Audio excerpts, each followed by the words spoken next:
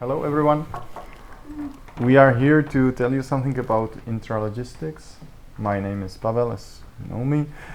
My colleague Jakub, and a very good friend of mine. We have been working in Intralogistics for, I don't know, more than 5-6 years. And especially in the field of warehouse management systems.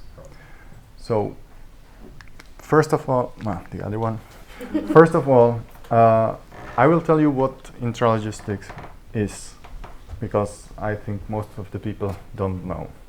Normal logistics, like we know from news and from school or wherever, is the logistics outside, so transportation between buildings, transportation between continents.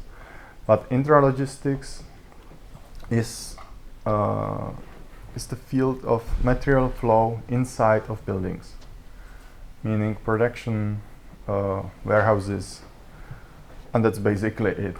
Yeah. Let's say the job we do is quite specific because we need to know lots of industry standards. Each industry has different way of handling the same processes for goods received, for storage, and so on. Each industry has different standards to meet. So, for example, pharmaceutical industry has standards for handling of narcotics, or alcoholic. The beverages industry has quite strict standards for handling of alcohol, and so on. And so there are some restrictions. You also need to follow that will be described by Jakub, but we need to follow other standards, the outside standards, the GS1 standards, and we need to know a lot about the architecture of the systems with which we have to work with, meaning, and that it's getting quite technical, but enterprise resource planning system. Some of you are familiar with that. So it's the system where you book orders, where you order something from a warehouse, where you book when you receive something, and so on. Also, we need to know about the systems which are below the WMS system. Those systems are moving with the materials, so material flow control systems, or even lower, the PLCs which control just the conveyors, and so on, so on. We will show you some pictures about the software architecture as well. Now Jakub will describe you the other 3 points of what's in our job. So just to confuse you even more, you can actually move stuff between buildings but within one company. That's Intralogistics, so for one company only. And as a consultant, you also need to know something about hardware required, so about sorters, conveyors, handling equipments, scanning devices, weight scales, everything that needs to be placed in a warehouse so the warehouse can function automatically. Our system, which we are working on, is WMS, it's Warehouse Management System, and also MFS, which is Material Flow Systems. It is completely different areas because warehouse management system is sort of like a brain of warehouse, and the material flow system is one level down the WMS because it handles the physical movements, the conveyors. You place a pallet on a conveyor and the conveyor moves the pallet into warehouse. That's MFS, so to speak. And the yard management system can be also in Intralogistics software because it handles the truck loads, the time slots for trucks, and basically that's a time calendar for outbounding and inbounding of goods. We have one system we forgot. That's the manufacturing execution system. It's the system which requests the material from a warehouse, which plans the production, and then hands over the finished goods to the WMS system again. But it's also part of the Intralogistics, and we need to know about the processes of that system as well, and the requirements of that. Yeah, and the last one is some standards we use in intralogistics, because if you have one company and the other company, and one company creates a pallet and moves the pallet to the other company, they have to somehow know everything about that pallet, and they have to scan the barcode. When you are in a supermarket, you scan the barcode on the weight scale at the cashier, and that barcode has to be encoded in one standard, and that's the company that overlook that standard, and every company should have a specific number range for its products, and this one is like the most known company for those purposes. Yeah, so, and here you can see some examples of the hardware and the barcodes we use. Every line is coded in a specific way, and every white line and black line means specific information, and the GS1 tell us how to encode the data into those lanes in order to communicate with each other. This one is a typical GETIN or GTYN, and this is a number for global trade item, so it's like the item you can buy in a supermarket. It's EAN in Czech. Yeah. It's EAN. Yeah. Also, GETIN and EAN are the same. Yeah, and the devices we use, if you are in a warehouse and you have to pick something, so you have a pallet and you just want to take, I don't know, one carton, you have to pick it. So you can have a sort of a phone or a terminal and a headset, and the WMS tells you that you have to pick this one and this one from that location, and then you can just scan the barcode and confirm that you managed to pick it. Then you can also have those kind of terminals on a hand, or you have a bigger truck, vehicle, and you have a sort of a terminal tablet mounted on that vehicle, and you have a handheld scanner and you scan everything that is in the warehouse. I will show you here. So this is like the typical VNA vehicle.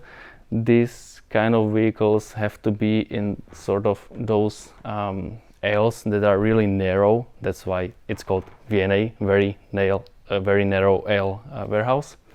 And it can be completely automatic. So you can have a person which is sitting in there and just goes there and back. And you can also have something that is called AGV, and that is automatically guided vehicle. So it's completely autonomous. It's like the home vacuum cleaner. Yeah. It's the same job from point A to point B, but in the meantime it cleans the flat. Yeah, but here it does the same. Or you can also have sort of the cranes, which are completely automatic. It will just take the pallet, moves it into the warehouse, stores it in some location, and give you the information. I did my job. Yeah, let me rest. And also we can have a sorters. So if you order something at Zalando, then you have millions of parcels in one warehouse, and those kind of sorters can sort it in just a few seconds. And here you can sort of see how big those warehouses are. This is kind of the smaller one, and the bigger ones are just 5 times bigger. And here you can see the overview of what can happen in a warehouse. And you can see the goods receiving area, goods dispatching area, goods storing area, and all of those manipulations have to be controlled by WMS or MFS. Next one is mine. So I guess that you wonder how we put everything together to make it work. So we do it quite simply. We always start with the material. We do it on where is it? Okay, it's not visible on the screen. So we do it on iterative basis. Yeah, we have like 4 iterations at least. First, we start with the material flow. So we always follow the material, and we start at the goods receipt area, and we ask, okay, there is a pallet. What do you do with it? When do you label it? What width you label it? What's the information you need? You need the batch information, serial numbers. Any special information? Is it a, I don't know, customer-specific inventory, narcotics, whatever? That has to be recorded at the beginning because it affects also the goods issue, so the retrieval process. So we always do it the way that we follow the material flow step by step, station by station, and into the storage area, and then we ask, okay, and what does the customer need for the goods issue? Do they need? Do they have different addresses? Do they ship it in different ways, like air shipping or what's that? The sea shipping and so on. Yeah? So they have different needs. All of the let's say packages must be, although they contain the same articles, must be prepared in a different way. So we do it. We first of all we draw lots of squares, rectangles, arrows in the layout. We discuss it with the customer, and then we go again, and we speak about, okay, and what do we need in each step? What does the worker need in each step? Do they need information about where is it about to be stored, or do they need information about weight? Should we check the weight of the pallet or not? And then once we have this, we ask again the data flow. How do we get the information? From which system? Is it the responsibility of the system of the enterprise resource planning, so the system where you order it, or is it the responsibility of the worker who's doing the goods receipt? So, and it depends, because some systems are able to provide the information, some are not. So, and then we of course have to think about the negative paths. So what if I don't have the information? What if someone records it wrong? How do I correct it? What if someone stores it in the wrong place? What if someone doesn't store it but confirms it at the location? And so on and so on. So it gets more and more complicated. And there is no thing which would be called a standard warehouse. Every warehouse is different. Every process, although it looks the same, it has completely different needs at all 4 levels. And we have to discuss this with the customer. Usually it's like 4 to 5 sessions, 2 to 3 days long, until we are able to draw something, present something, and discuss it again. It's really, really tough. What? Just? Just. Just, okay, time. Okay. How much time do we have? I think Not much. 10 more minutes. Okay. Initially, I thought that I would show you how we do that, yeah, but we don't have so much time, so I think it's not 10 minutes. 10 minutes is okay. I will try, but I don't know how I have optimism. Yeah, it's quite fast. I usually use PowerPoint, so I am getting the different colors here. So, and then I insert another shape, and I say, okay, I have a happy forklift driver here.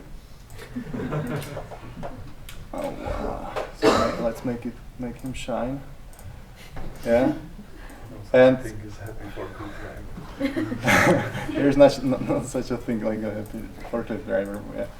And we can have more of them. We can have more storage areas. I can make one here, or no, I would be missing this at the end. So, and then we say, yeah, and how do we get the goods in? Come on. Shape, arrows. Ah, okay. I would like to connect these two together. But yeah, okay. It goes from here. Yeah, it's picked up by the forklift driver, and then it's just stored. Basically. I guess that you are getting the idea. Yeah, we draw the material flows but it's usually much more complex. But happy forklift driver. But of course, then we say, okay, how do we store it? In which area? Is it a hazardous good or not? And so on and so on. So there are lots of restrictions. And then we get another task, and that's the goods issue. And that we do the way that it's usually red. And of course the process continues, but or goes this way. It's always always about the management of how fast we get the goods in and how fast we get them out. So there are slow movers, there are fast movers, but our and of course we need a happy forklift driver to do that. Oh, hiding. He doesn't want to work.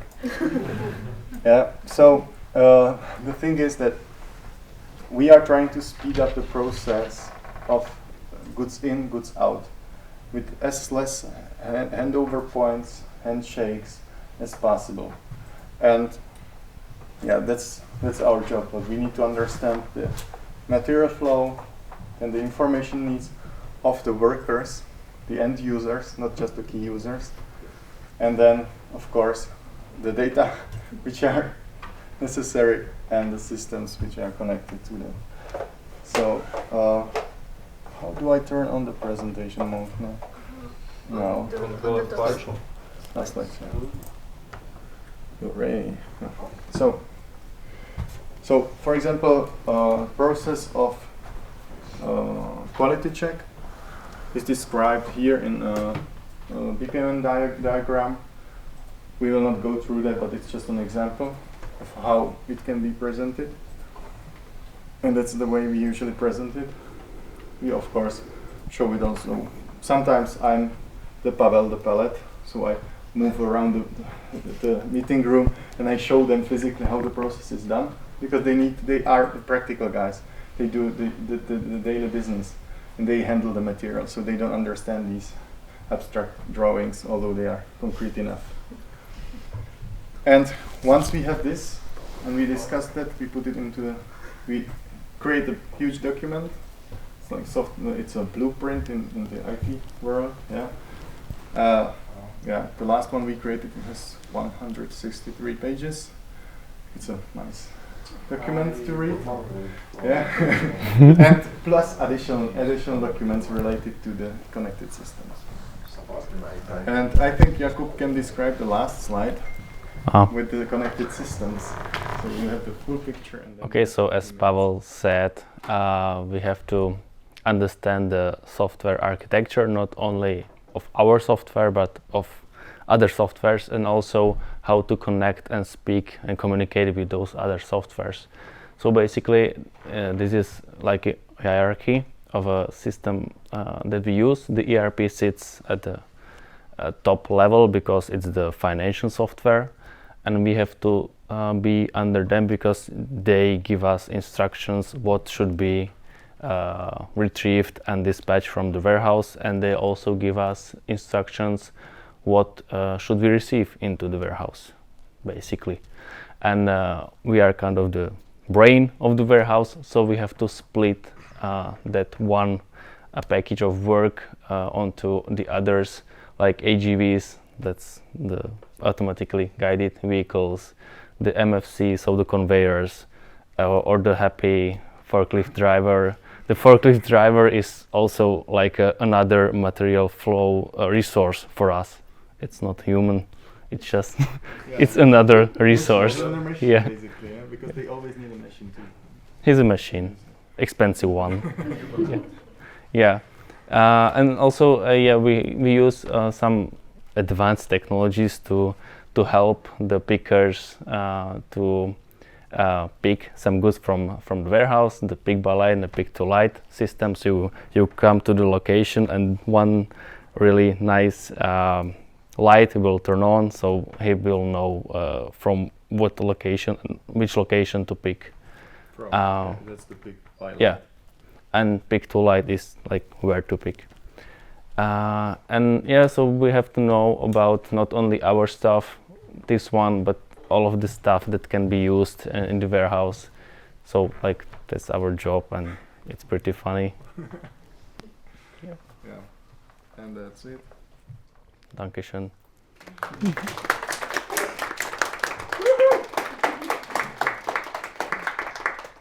Questions? I have one question. What is the most common problem that you face during the whole process? Probably in which part, right? Yeah. Like dealing with the customer is the most difficult part before implementation and also after. Yeah, I Yeah. think when the customer thinks that we know something but we don't know it, or they think that it's not important for us and then they don't tell. So we start the implementation, we start testing, and they say, yeah, but we need this information, otherwise we cannot do the process. And we tell them, yeah, but we have it here in the document, we have it. You tested it, you confirmed that. How come that you need the process completely different?